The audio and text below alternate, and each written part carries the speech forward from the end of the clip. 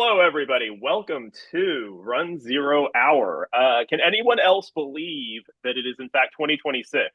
Time continues to be linear, and this was actually inevitable, but pretty pretty rad that we're in 2026, right? I'm still having trouble. I'm still Welcome to writing. the future. I know I'm writing 2025 on my checks, and apparently I live in 19 Also, you're 94 because writing I'm writing checks. checks. So it's like, but yes, Are indeed. you So getting paged on your beeper too? I mean, I had a lot of pagers. I But miss my yes, so pager. welcome everyone. I'm Rob King. You all know me. I am joined by Todd Beardsley, known as Aristor among the elves. He is going to be asking excellent questions. And our super special guest, your friend and mine, Brianna Cluck, who is joining us now for, I believe, the Fan favorite. third time.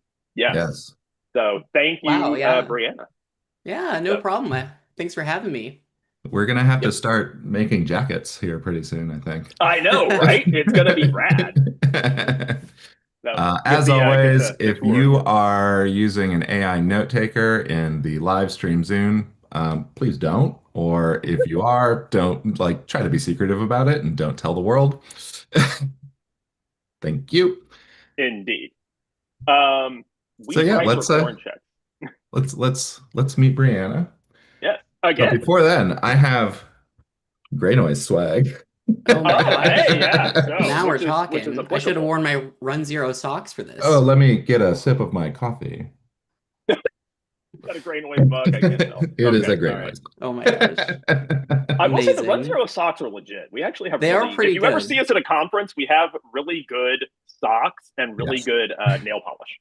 So we Yeah, legit. do. I'm not normally one for a ton of corporate swag. I say when I'm wearing entirely GreyNoise swag. Right, yeah, no, But the Run but Zero, yeah. it's a good quality. And the challenge coin you guys made last year, I was showing it off to all my friends. It's really neat.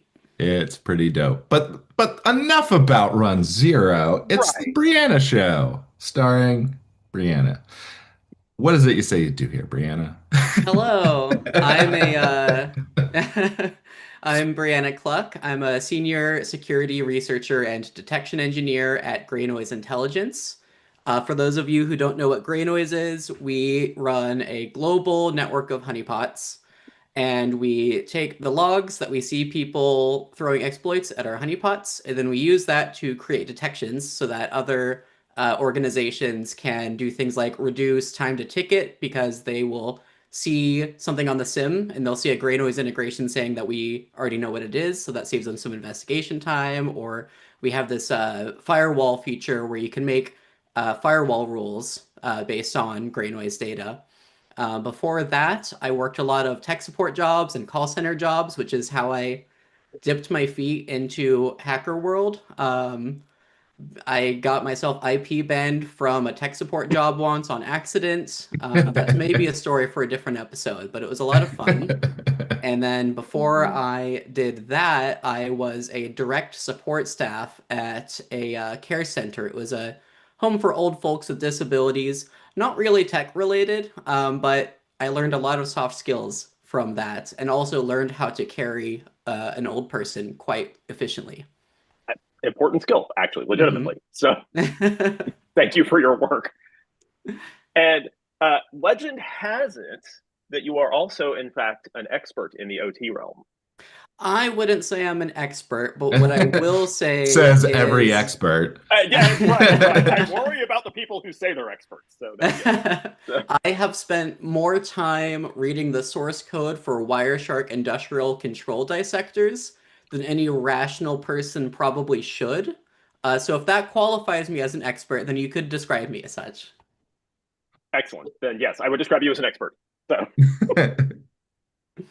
and on this episode, we are in fact going to be talking a lot about how one could become an expert in OT because unlike IT, OT is not as easy to get into. You can't just go down to Best Buy and buy a PLC and a custom DC power rack and Mhm. all that stuff. You actually, I was to give you an idea of just how out of touch I am. I did think the other day, man, I just need a spindle of CD, you know, writable CDs. And I was like, I'll just run over to my local Best Buy and buy this. And apparently they haven't actually sold those in like 2 decades. So I'm The a little last out of time I touch there. bought CDs at Walmart, the case had dust on it. Yeah, no, I'm very out of touch. So, But before yes. we get to that all, and I think I already Yeah. spoiled the slide. Yeah, not really, because they get better. I mean, they're Yeah, all awesome. It's true. It's a we new have a year. parable.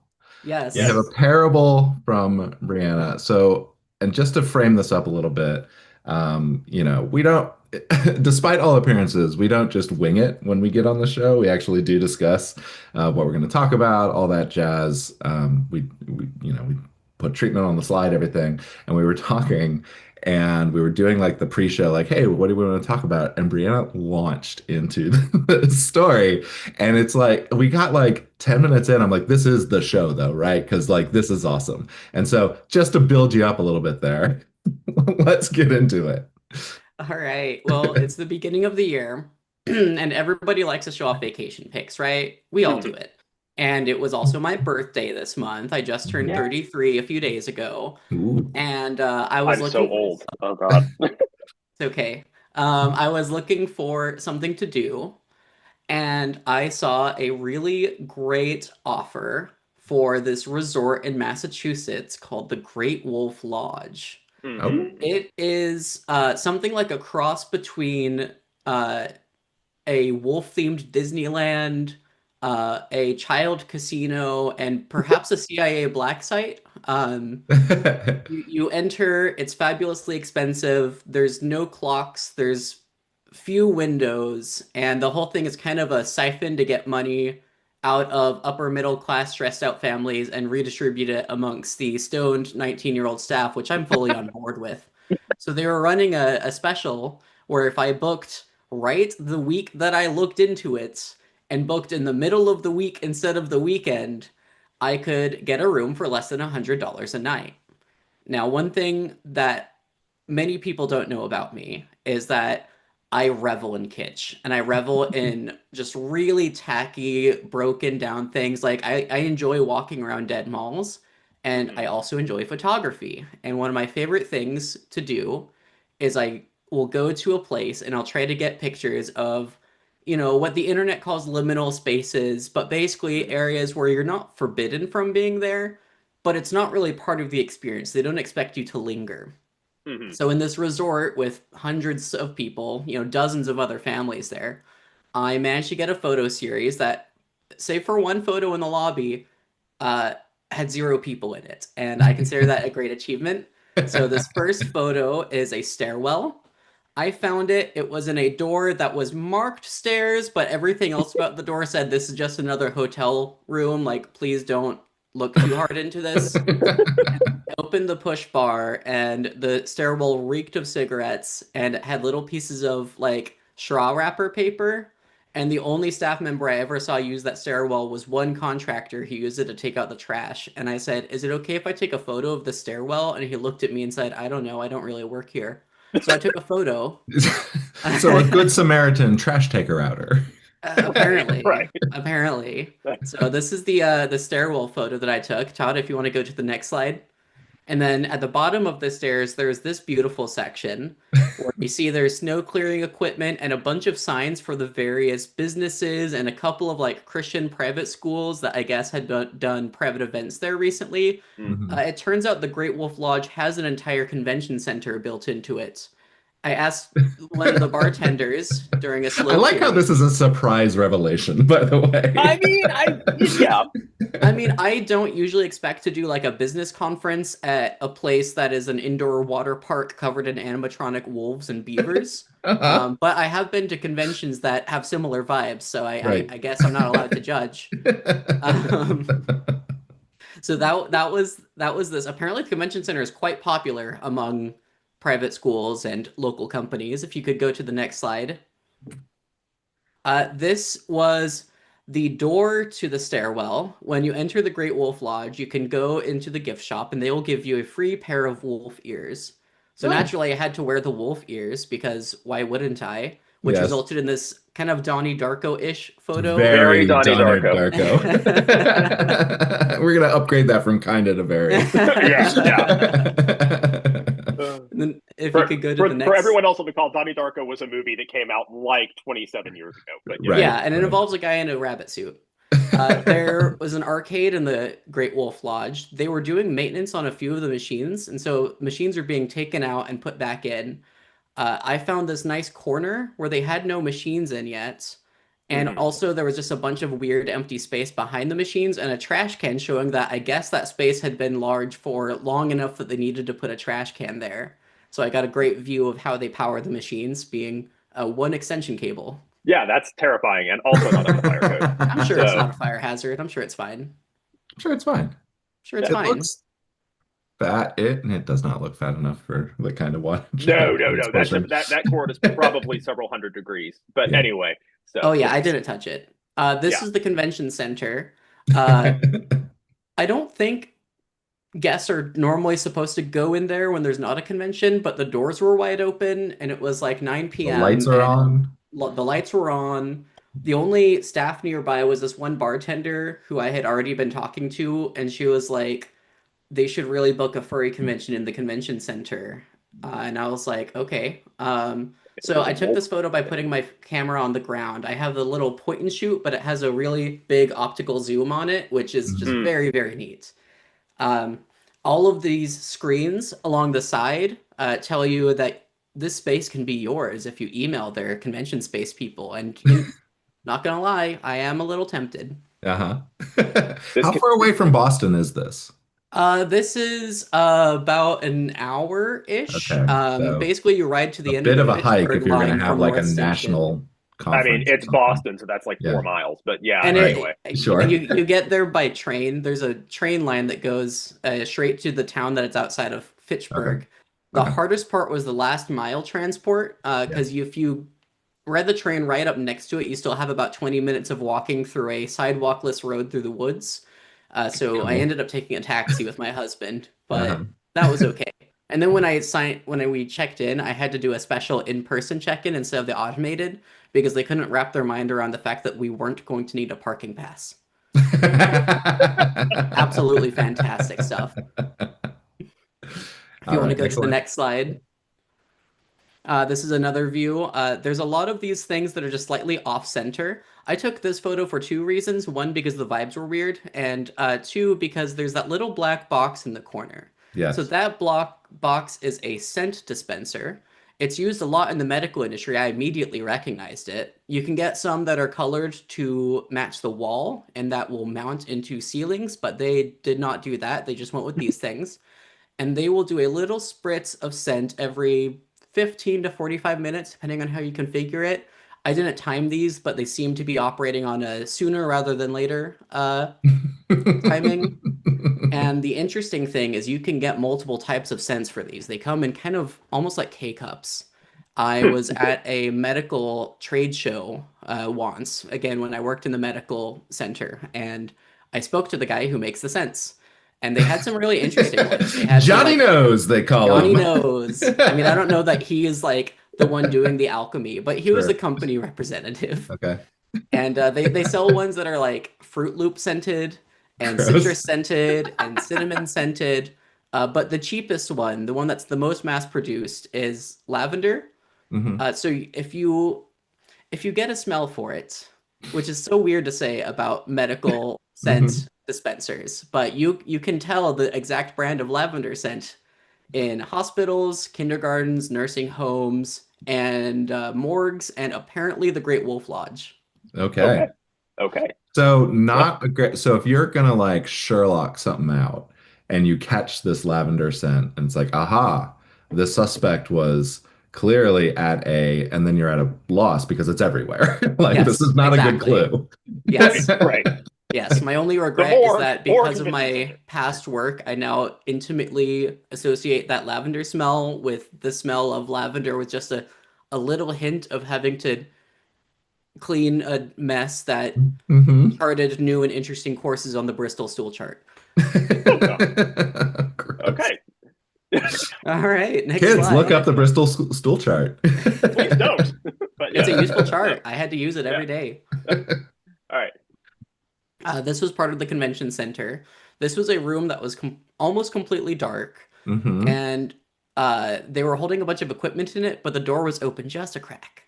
I didn't step Mhm. inside because I felt like if I stepped inside, a bunch of security Tantalizing crack. guards with wolf ears would tackle me. But I turned on the flash on my camera and took this nice photo because you can see their equipment. You can see things that are being held in storage. They're doing a lot of renovation at this location right now, which Mhm. you'll see later. And I'm assuming this is where they were keeping a lot of the construction tools so they didn't get stolen by people who didn't know that they were just in the convention center. This is a stairwell. This one isn't very interesting, except to say that the entire resort is heavily themed after woods and wolves and bears and beavers, except for the stairwell, Hmm. which I'm assuming it's for fire code reasons. It's just very empty and very plain, and Hmm. I liked the contrast between red and white. Yeah. Yes. No, Very handy. this has every like backstage vibe, right? Yes. Yes. Yes. Yes. Yes. Even the private, yeah. If you ever had a misspent teenagehood doing the high school choir thing and you got to do the Disneyland trip, all Mhm. of Backstage Disney looks like this. I was a Yeah, saint the entirety of my teen years. I never did anything wrong ever. So Rob. Same. The statute of limitations is long running on anything you may or may not have done. I got to go. This reminds me very strongly. I'm going to jump in on your story here. Um, we were doing a demo a couple jobs ago, and we were going to be doing some demo in Caesar's Palace in Vegas, as one does. And I got to go to the locksmith's office at Caesar's Ooh, Palace. It was awesome. If you ever get invited, like the reason to do a Black Hat or DEF CON talk on like electronic locks is to get invited to the locksmith's hmm oh office. Like yeah. hmm that is worth it, worth any amount of work you put into it. It is so dope. And it is like a mile away through like all of these hmm labyrinthine hallways. They all look like this. But then once you get there, it's like, oh, here's every lock ever made in creation. Like it's so cool. So That's so Yeah. cool. definitely thumbs up. And yeah, and as we heard, if anybody's ever done, oh, keep going on the slides, but if you've ever done physical pen testing, yes, everything looks like this. You could reuse this photo, and nobody would think you were Right, making it up. Like everybody's right. like, oh yeah, no, Amazing. obviously, yeah, yeah. So continuing the theme of construction, so there is a the photo on the left is from the main lobby, and if if you squint, you can see the legs of some of the other families. Those are the only humans I got a photo of, and I'm a little bit sad that I got a photo of them. Maybe I'll crop them out Hmm. later. But there was a large animatronic show in the main lobby that they called the Tower Show, and I'm not going to go into the deep Great Wolf Lodge lore except to say that they were tearing that down and replacing it with a different show that seems to be some sort of projector and light show. Hmm. Okay. And they had these big plywood walls that you can see in the center were painted in a very dull gray color, kind of the go away green color if you're familiar with Disney hmm parks infrastructure. I promise Yeah. I'm not as much of a Disney adult as I'm sounding right now. It's just these are the only parallels I can make. Right.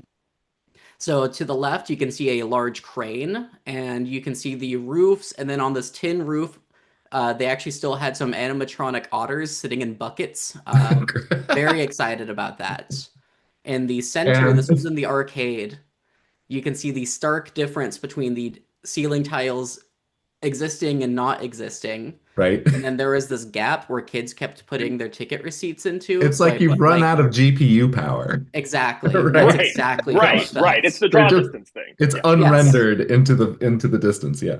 Yes. And so I shoved my camera into this gap next to the door and took this photo that shows a, soda machine and some signs for various internal businesses. And then it looks like maybe it was being used as like a break room area. I asked one of the arcade staff about it, and she said that they have a restaurant called The Bucket, which is attached to the pool area, which I did in fact confirm, but that was getting too popular, so they were moving it to the center of the arcade to funnel more people into the child casino.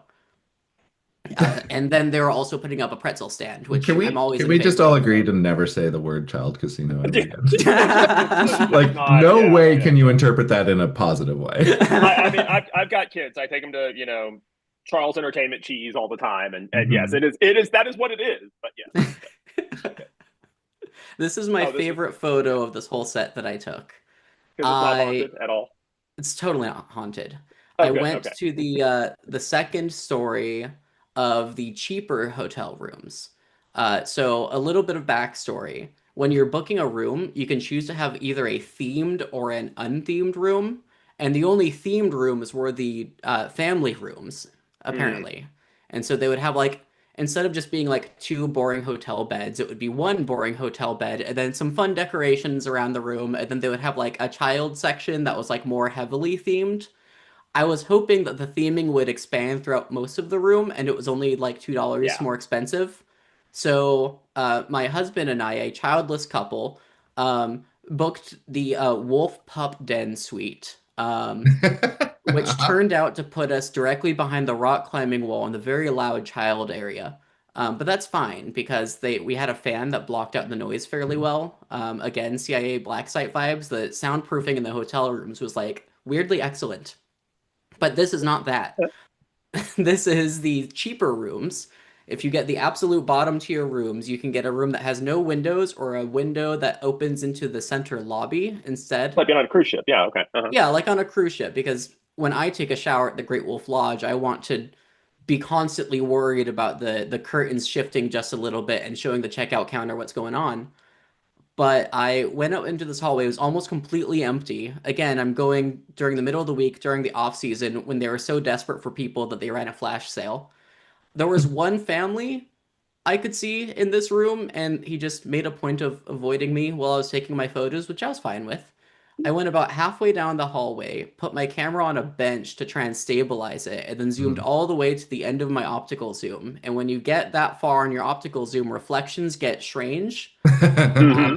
They're It's already Yes. strange. It's already like magic. But yes. So Yeah, I think it's a field of vision thing. I'm not sure of the actual physics of it all, but the end result is this beautiful shining style photo, and you hmm can see my reflection in the window, but you can't see me because it's so distorted that I am under frame in the window, but you can see the door that's behind me. I really like this photo. That's Wow, I do love that. creepy as heck. It's And I super love it. creepy. But Well, What does that's this all have to nice. But what does all this have to do with OT? is it well, you because is it because of the ghosts? yes. Oh, good. Well, Okay. yes, of course. So like when Brianna was like basically dorking around in our planning meeting and just showing these Right. Right. pictures, I'm like, you have just done this is the show, right? Right. Right. Because OT very similar feel Yeah. to this whole thing. If you're IT people, right? You hmm have an IT background or even just kind of a normal network engineering background. OT is weird and exotic and kind of dusty and kind of old and not really for humans. And all of this entire photo essay was like, oh, this is the feeling I get when I'm dealing with OT. OT, of course, is operational technology.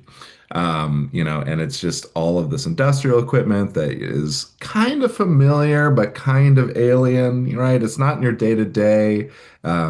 You will be pleasantly is generous, but you will be surprised to find some old tech from your childhood, like a Windows hmm 95 HMI controller, uh, They're everywhere. They're you know, everywhere. VAX VMS things that haven't been turned off in 30 years for Because they don't need somehow. to, because VMS is a very reliable operating system. And in fact, well, I got a story about that, but Sure. yes. Yeah. So, Hey, man, there's many in the multiverse. Some other operating system took over, and that's in the VMS verse. But yeah, and so it's all very and like it maybe not so much as technical controls, but just like vibes controls of like, hmm please don't hmm explore here. Yeah, Um, there's nothing saying you're not allowed, but it's like, well, if you want to spend hundreds of dollars to buy an ecom station computer that has some extra ports on it, like I hmm won't stop you, but you probably shouldn't. right.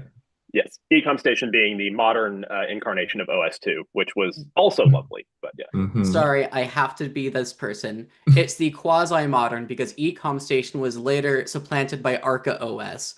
I you're have right. an Arca Yes, yes. OS I'm license for sorry. I reasons. I turn in my nerd card. You're correct. You are correct. Correct. Anyone who watched last month's Run Zero Hour will notice that I leaned on Brianna for the answer to a trivia question in the video Yes, in the video trivia. Take a note of this particular timestamp and come back in 11 months. right, right.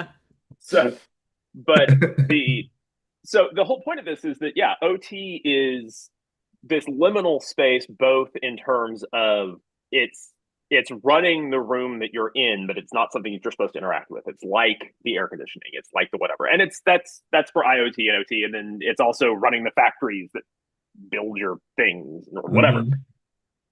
How do you get into studying OT from an information security perspective? Like, I can't, again, just go to Best Buy and buy a PLC. They won't let me. I asked. They said, please, sir, you're making a scene. So, how do you get into that? Like, what's something that I know that you've got all sorts of fun labby type things that you're involved with, Brianna. What I know that you had a VM that you were going to talk about briefly. Speaking Yeah. of VM, Yeah, so first I'll go from I'll give an example of a few solutions going from mm. kind of the most to possibly the least expensive. So Mm-hmm. the most expensive is, of course, you buy some brand new OT equipment.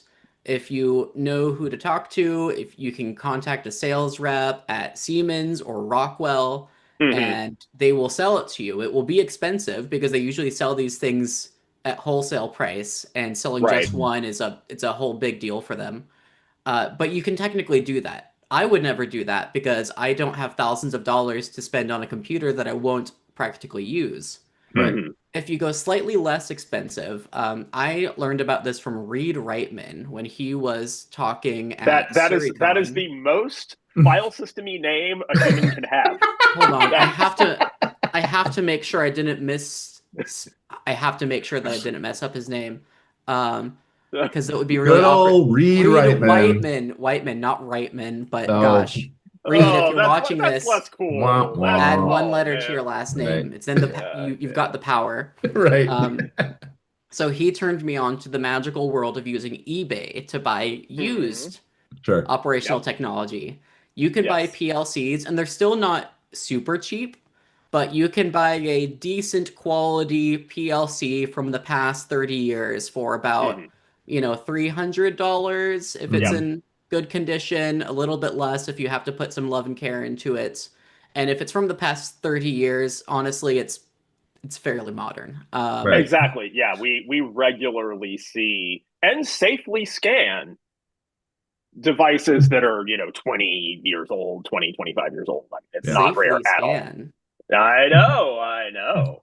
That's a Yes, whole they're all thing. still in use. Those used PLCs, yeah, they're old enough to drink, and they're running factories. It's amazing. It's kind of a beautiful example of permacomputing, and I Mm-hmm. kind of Mhm. wish more parts of the tech sector would learn that specific lesson. Maybe not some of the other lessons that we're about to get into, but maybe Mhm. that Right. Right. specific lesson. Mhm. So Yes. that's less expensive. It's still pricey. It's still like Mm-hmm. if I was still like eating ramen and studying for my Network Plus certification, I Mm-hmm. would never think to buy a used PLC on eBay Right. because buying a computer for $100 was a lot of money at that Right. point. Right. Right. Yes. Although So, I do still eat ramen, so there is that. I mean, I still eat ramen, but it's not Yeah. like the main You staple of my eat diet good ramen though, anymore. Rob. I've seen I you do. do I it. eat good ramen. I do. Oh, Yeah. that's fair. You've got the Yeah. fancy Yeah. stuff from like the Yeah. Asian My aisle, and teenager is very into ramen and good high quality ramen, so I we eat a lot support of it. this. So I yes. support this. If you go Uh, into things that cost even less slash free, I've found a few interesting things. So one of them, which is honestly probably where I would direct most people who are trying to dip their toes into this, is that there's a Mhm. virtual lab called Lab Shock. The Hmm. onboarding experience is a little bit awkward. It involves, setting up a Docker container that looks a lot like the website, but it uses a different login, and then it collects your license from the website. Hmm. But it simulates an oil rig. It simulates an electrical Yeah. grid, and you can Yep. do it for free. It puts you on a time limit, or you can pay like $10 a month, I think it is, for a basic Hmm. plan that gives you unlimited time to mess with it instead of having to, count how long until you're about to time out while you're trying to do an experiment. Until the entire power grid shuts down. So Yeah, exactly. Yeah, and if that power grid shuts down, your whole computer has to shut down for realism. exactly, Um, exactly. So, and that, so I guess that does kind of maybe lead into the question of different what you're trying to get out of an OT lab or study is going to kind of depend on what it is you're trying to get out of it from information security perspective, right? So like yeah, I know a lot of people are trying, they want to learn, and you should, but they want to learn how does OT work? And it's like OT works by, here's what ladder logic looks like, and here's structured text, which by the way is not just structured text. It's actually an ISO IEC standard that you can program things. And here's yes, how Modbus works, and here's how you do this, and blah blah blah. And that's all great. And that is where you have to start thinking, I'm going to need to buy PLCs. I'm going to need to have more than one of them. I'm going to need to have right, some sort of device I can control, and right. maybe even little tiny model trains, which I've seen a lot of people do, which is super cool. But like, maybe you don't want to do that. Maybe you want to just use your computer that you already own with software. Or well, okay, so yeah, sorry. If you want to build one of these labs, yes, one of these real physical labs, you can get real hardware from real hardware vendors, and they do sell starter kits. So what's pictured in the on the slide there is a Siemens logo training kit. Mm. And what's fun is you get a little PLC and you get a crate, a case, and some wiring and stuff like that. They don't tell you how much this costs. If you go to Siemens' website, they'll be like, "Absolutely, we sell this. Absolutely, you can add it to your cart in the Yes. Siemens Direct mall. They call it the Siemens Direct. What is it? ICS mall, Brianna? I can't remember what they call it. Yeah. It's something weird like that. And then you get it in your cart and you go to check out, and it's like, call us for the price. And it's like, don't you want me to purchase? I want to give you money. I want to, I want to. So this, I think, kind of also illustrates the OT vendor world is definitely catching up, but there's a lot of it's still sort of stuck in the past and how it's distributed. It assumes that you're a very serious real company with very serious real needs to do real Right. things. Um, and like and also oddly, it was days of future past, or past future, in like, oh, I want to download the documentation for this, and it's like, oh, okay, you have to have an account. When you download the documentation, what it really is a Windows executable that you'll download, and then you'll double click it, and then it will go download the PDF from the website. Yeah, Brandon's got that look. It's just like, yeah, it's like, why would you do that? So anyway, you absolutely can do this. You absolutely can build a real lab with real ICS equipment from real vendors. But it's not a walk into the store and do it. There's an assumption that you are a real company. eBay, it makes it easier, but then getting the documentation can be interesting and hard. There's an enormous secondary market for these Mhm. devices everywhere. So definitely something to look into as well. But again, you worry about licensing, you worry about documentation. Sometimes the vendor doesn't exist anymore. But there is also not real vendor hardware. There, um, there is You have lots of accurately described the set of all objects in the universe, by the way. right. No, exactly. I literally, yes. Everything is either OT hardware or it is not. It is true. So the Next sum episode total will of human solve P knowledge has equals now been NP. expressed. Right. Thank you. Exactly. Right. Yes. Yes. It is it's yeah. It's not polynomial. Okay. So uh, there's lots of emulators out there for OT devices that you can use.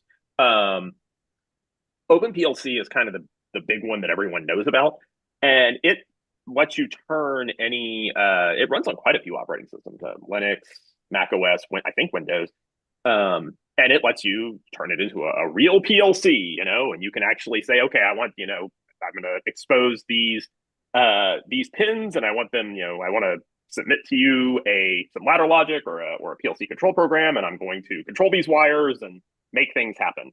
And it's written in, I think it's either C or C++ and in Python. And you can write drivers in Python, you can write drivers in C, and you can upload programs to it. And a lot of people use them with like Arduinos and Raspberry Pi to do, real world control things.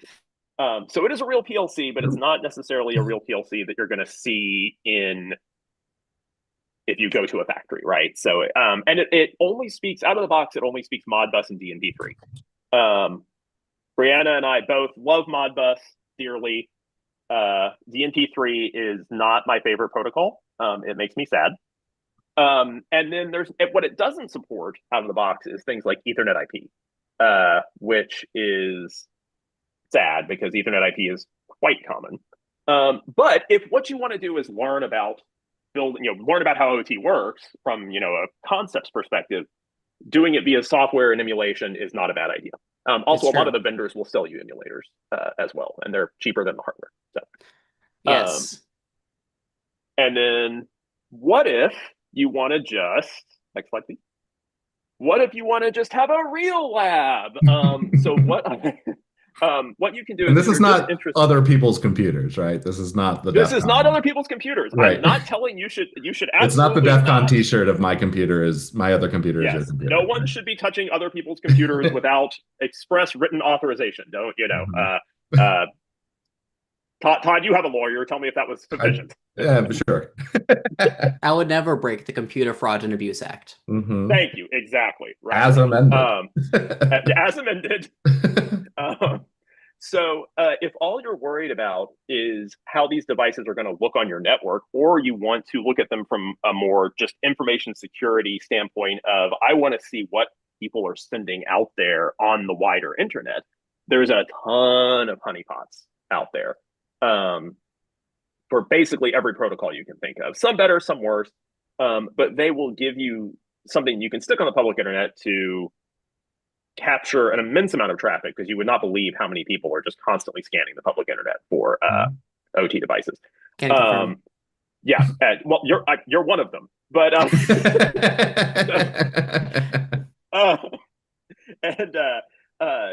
what's fun is these honeypots also can give you some interesting ideas into what the quirks of the protocol are. Like one of my favorite stories, I'm fun at parties, is Conpot, which is a honeypot for the Brianna, what is automatic tank gauges?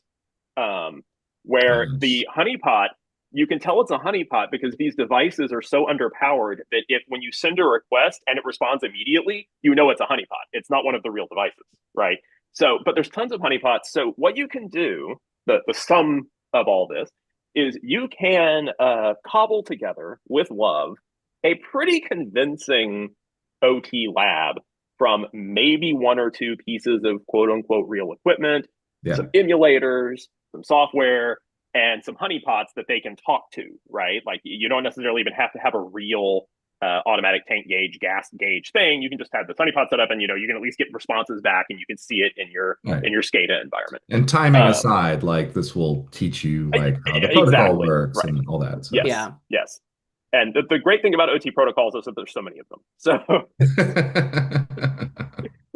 but yes, so that's how you'd move forward with that. And then Brianna, you were saying something about you were getting a VM working for which one specifically? Yeah, so I was trying to see if I could get a real, in this case, it's a Wago PLC.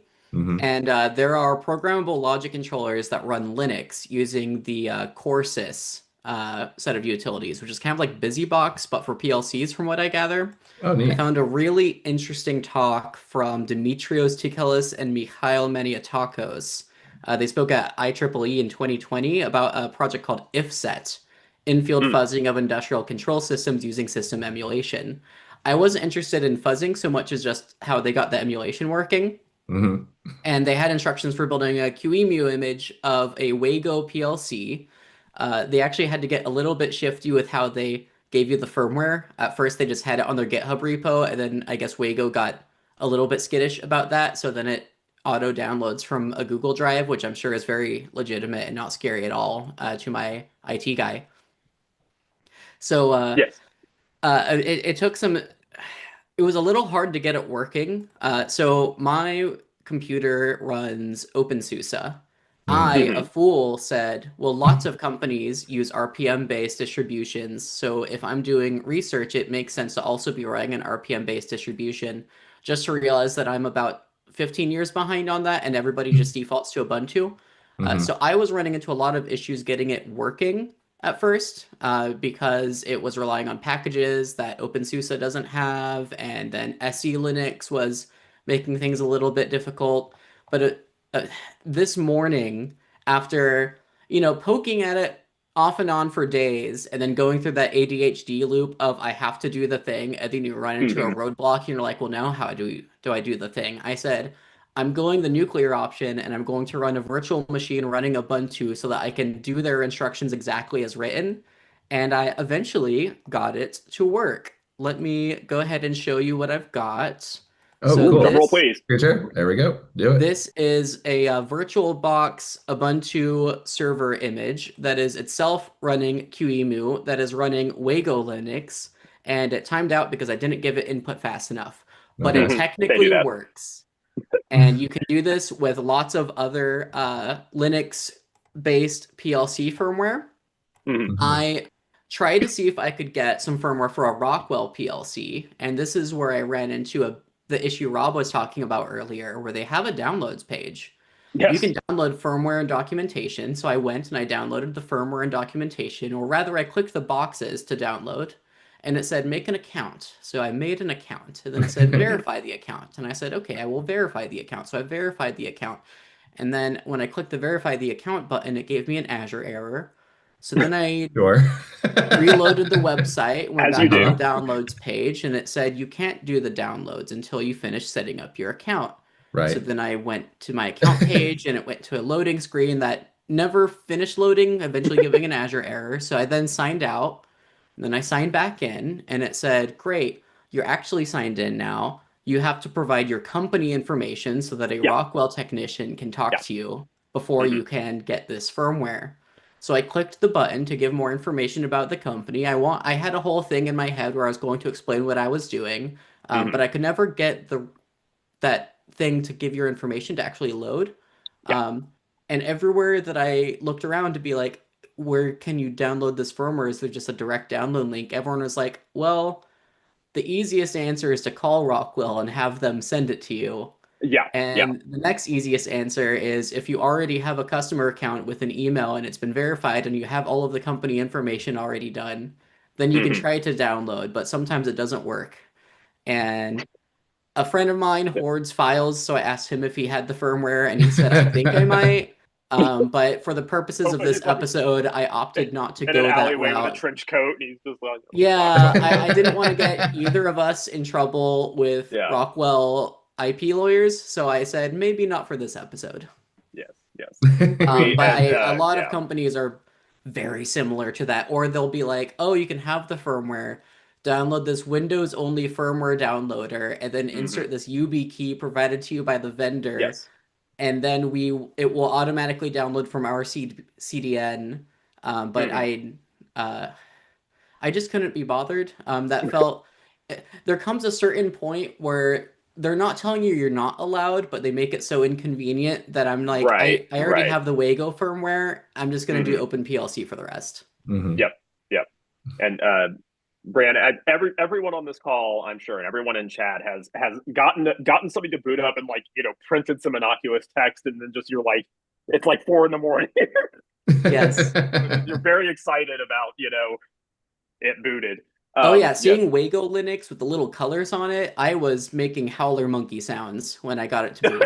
that's very very descriptive, very evocative. So, uh, okay, so yeah, so thank you, Brianna. That was throw your hands, yeah, throw them into full and sleep. Exactly. Once you finally Yes. get it done, it is, yeah. Also how I Um, work with CTFs. Hmm. oh, I know it is, yeah. Um, Okay, yeah, and if anybody, just for all the old school folks out there, if you ever worked in like the telephony kind of world back when it was still completely separate, yeah, I know, and it's just all the terminology is different and everything. Yeah. Anyway, we don't care. We don't have to. We're the phone company kind of thing, right? So Wow. yes, What's I that, know. 1978 reference, Rob? You were like, I think it was like a 1978 reference. Yes, as previously mentioned, I am in fact quite old. right. Okay, so Brianna, thank you so much. Your expertise is always amazing. We Yeah. have to, unfortunately, we have to move on to the rest of the show. But Brianna, please stick around because your commentary is always fascinating and welcome. I bet you probably have something to say about some of the stuff at the end too. So, Yes, We'll see. yes, yeah. All right. uh, So shall we? First off, yes. I know Rob wanted to talk about this. This. I will be very brief, but if you know or don't know, runZero has integrated Nuclei from the Nuclei project to do active vulnerability scanning to complement our fascinating and amazing query-based vulnerability detection as well. Mhm. And we have broken the threshold, the record. I don't know.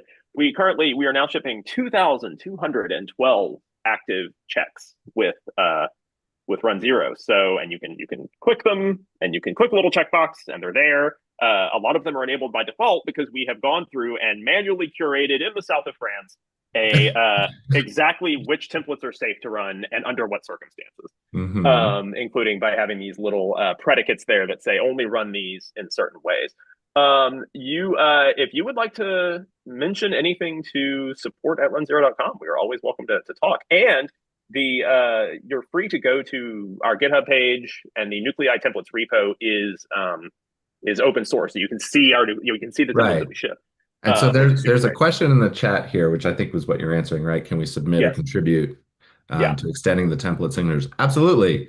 I would suggest doing that through Project Discovery's Nuclei yes, templates repo because we consume that. Like we're downstream from them. So if right. you're the sort that likes doing this kind of thing, head I know there. I am. Like we have Uh, a fork of it that we also we publish and mhm. everything, but it's like routinely in and out, Yeah, right? Like we I sync would not from suggest upstream. working there.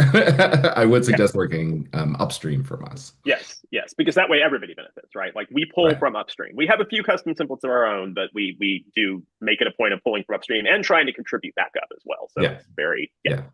Yeah. How do you work But with, what's oh, sorry. no, go ahead. I was just going to ask, how do you work with some of the less realistic nuclei templates?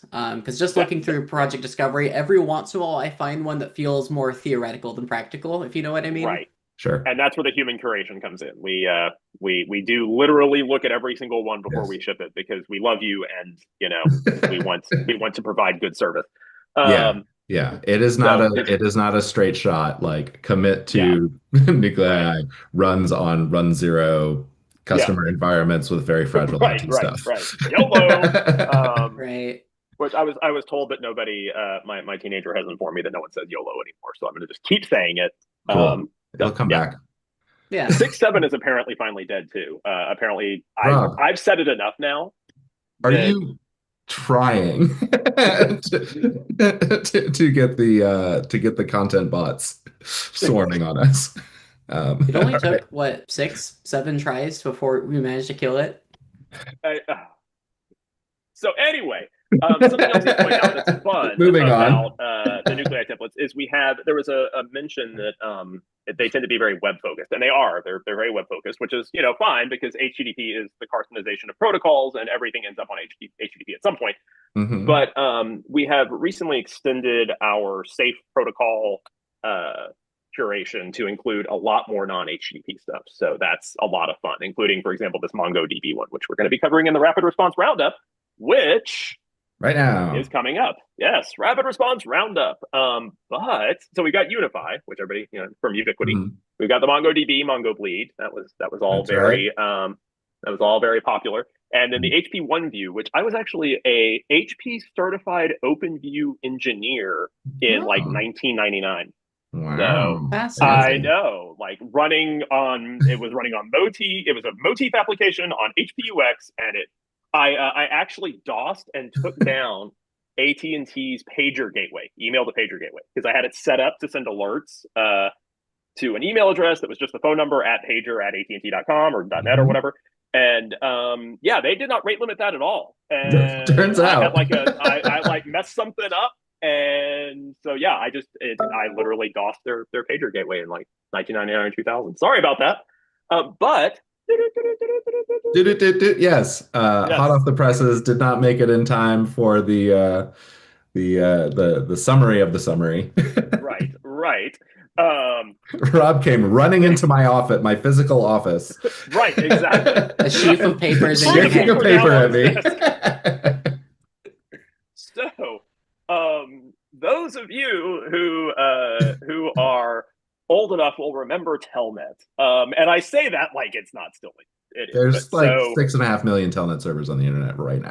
right, yeah, no, there's plenty of Telnet. So, but for those of you who may not remember, Telnet was one of the remote access protocols that was in very common use up until the early 2000s when SSH Mhm. just came in and took. Yep, I was actually very big in all of the EW2 talkers, Foothills, Surfers, way back in the day.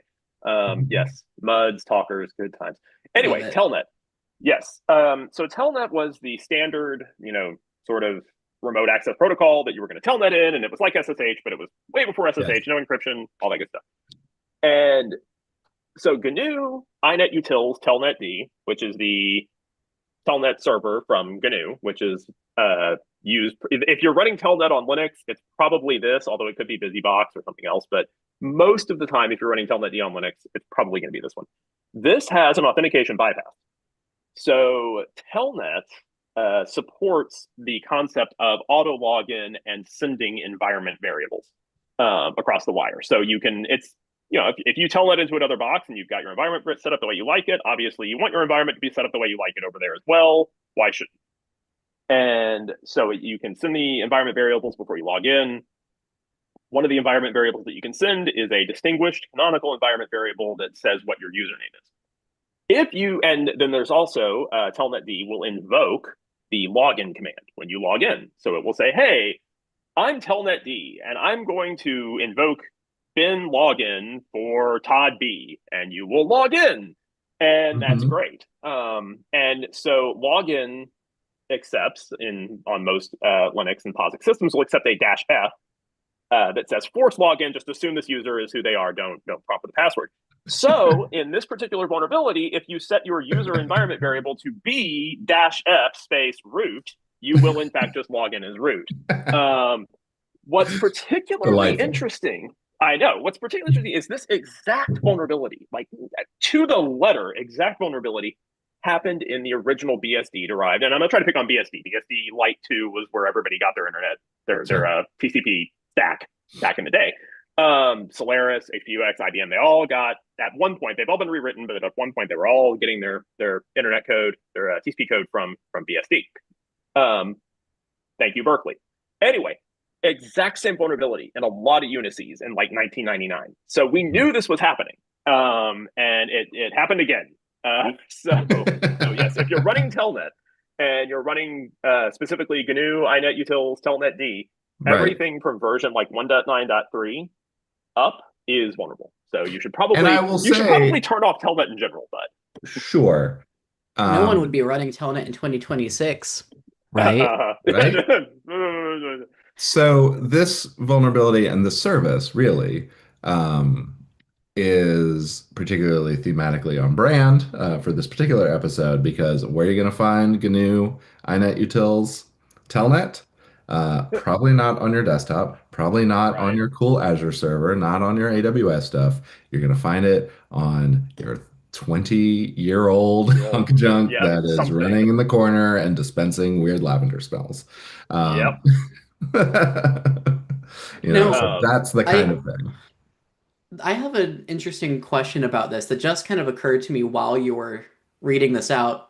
Uh, Um, the PAN-OS vulnerability from hmm. a week or two ago, it was a Mhm. denial of service that, if continued, can force the device into an open telnet state. Do we know which version of telnet they're using? That's an excellent question. I do not Because know. that I could see this being a really interesting chained Yeah. vulnerability. Yeah. Well, yeah. And It's probably not HD, GNU, It's I would probably guess. BusyBox, if I had Yeah. to yeah. guess. Yeah. And we had, as HD mentioned in one of his many talks last year, there are some systems, some legacy systems that have just been wrapped in SSH, such as you SSH in and you don't have to log in. What happens is you SSH in and then it immediately just telnets to localhost and lets you log in that way. Right. So this could potentially, that could be coming into play here as well. So Yeah. super, super fun. All right, we got 5 minutes left. If we're going to do Yeah, the we got rapid five response minutes roundup, and we let's be got rapid. we have like one sentence on each, and that's fine. Excellent. So the first rapid response roundup that we're going to cover is this Unify bug. Honestly, I don't really have much to say about this other than like, hey, ubiquity, it's expensive, but also usually pretty good. And so obviously, if you're using the stuff, the twist on this is that if you're using like ubiquity, wireless gear, oftentimes it means you're using something ruggedized and it's for outdoors, and that usually means it's far away and you got to get a truck and drive there and fix it. So like. Sorry, everybody, but you might have to take a field trip to fix this one.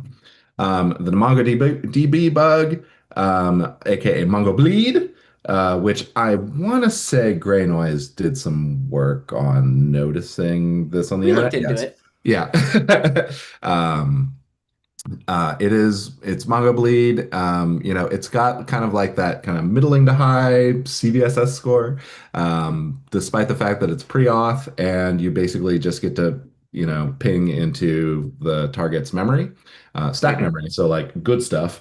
Right.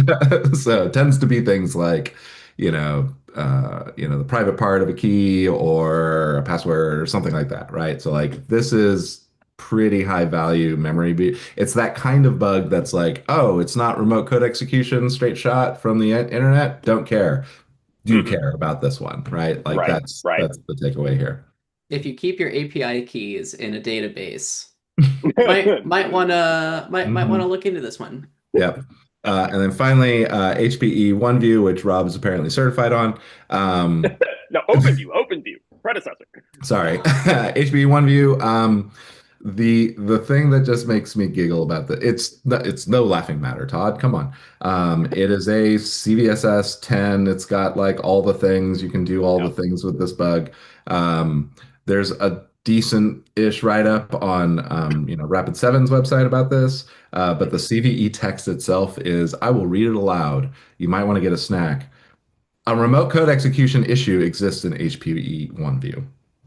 End of description. I I So, love mean, I love a good description like that. yeah, yeah, yes, yeah. it's like Laconic. it's like Laconic. for sale, baby shoes never worn, Right. Right. Poetry. Good job, HP. Yep. Yeah, can we please make our like human descriptions actually human useful?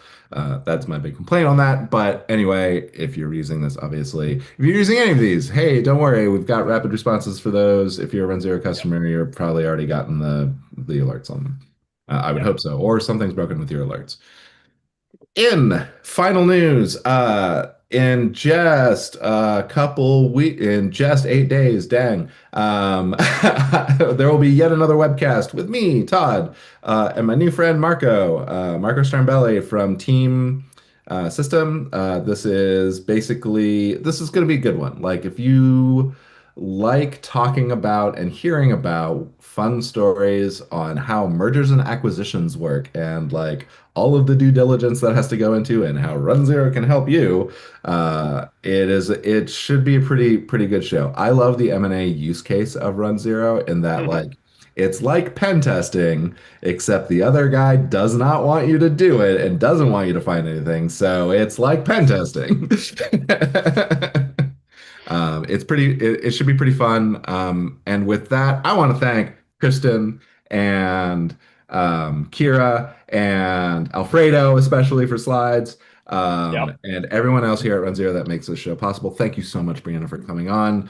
Yes. We will be Always back fun. here next month on February 18th, 2026, with all new cool stuff. And oh, yeah, exciting new research from me. So. Ooh. That's it. Excited to see it. Thanks so much for having Yeah. me. Thank you, Always. Yeah. Brianna. Thank you. All right. Bye, everyone.